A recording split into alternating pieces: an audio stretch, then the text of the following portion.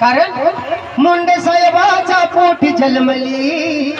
बघा जन्मले पंकज तळी मुंडे साहेबाच्या पोटी जन्मली